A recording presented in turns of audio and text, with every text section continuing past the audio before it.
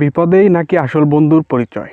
বিপদে না পড়লে নাকি কাছের মানুষ চেনা যায় না, এমন একটি প্রবাদ প্রচলিত আছে আমাদের সমাজে। এবার সেই প্রবাদটি সত্যি প্রমাণিত হলো আর্জেন্টাইন সুপারস্টার লিওনেল মেসি এবং নেইমার জুনিয়রের মধ্যে। বিপদে বন্ধু নেইমারের পাশে এসে একই উপদেশ দিলেন লিওনেল মেসি।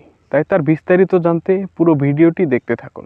গত 18 অক্টোবর বুধবার 2026 বিশ্বকাপ বাছাই পর্বে উরুগুয়ের বিপক্ষে মাঠে নেমেছিল ব্রাজিল। উরুগুয়ের বিপক্ষের সেই ম্যাচে 2-0 গোলে পরাজিত হয় নেইমার জুনিয়রের ব্রাজিল। ব্রাজিলিয়ান সেই হারের ম্যাচে চোটে পড়েন নেইমার জুনিয়র। পরে স্ট্রেচারে করে কাঁদতে কাঁদতে মাঠ ছাড়তে দেখা যায় নেইমারকে। তার কান্না দেখে বোঝা যাচ্ছিল কতটা গুরুতর হবে তার ইনজুরির 24 ঘন্টা পর স্ক্যান করে দেখা যায় হাঁটুর লিগামেন্ট ছিঁড়ে গেছে। তার দরুন 31 বছর বয়সী ফরওয়ার্ডকে করতে হবে অস্ত্রোপচারের পর 8 থেকে 9 মাস মাঠের বাইরে থাকতে হবে ব্রাজিলিয়ান এই তারকাকে। ধারণা করা হচ্ছে আগামী বছর 24 কোপা আমেরিকা মিস হতে যাচ্ছে ব্রাজিলিয়ান এই তারকা। এমন খবরটি নিশ্চিত করেছেন নেইমারের বর্তমান ক্লাব আল হিলাল।